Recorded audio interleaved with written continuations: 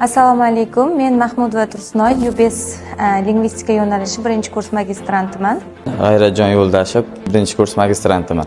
Men Tojiboyeva Husnida, lingvistika o'zbek tili yo'nalishi 1-kurs magistrantiman. UBS universitetini tanlaganimning asosiy sababi imkoniyatlarini boshqa xususiy yoki davlat universitetlaridan kattaligi jihatdan aynan shu universitetni tanladim. Ilm fanda o'zgarishlar, yangilanishlar, rivojlanishlar juda ko'p bo'lgan ekan. Mana shu yangilanishlarni ustozlarimiz yordamida sekin-asta o'zlashtirib borishga harakat qilyapmiz. Bu yerdagi sharoitlar, bu yerdagi keng imkoniyatlarni eshitib, UBS kelib tanladim va adashmadim. Magistraturada o'qish davomida o'sishlardan birinchisi katta jasorat bilan maqola chiqarish bo'ldi.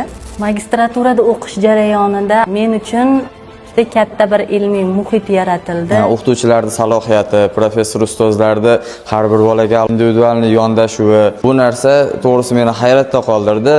Orzuligicha qolmaydi. Faqat harakat va ilm olishdan to'xtamasak bas. Qolgan hammasiga erishsa bo'ladi. UBS degan qisqartmani University of Business and Science bo'lsa-da, men o'zim uchun ustozlarimizga ham aytdim. Ulkan ilmlar saltanati deb sharhlaydigan izoh topib olganman. Men uchun eng yaxshi universitet qaysi desa, UBS degan holatga keldi o'zi.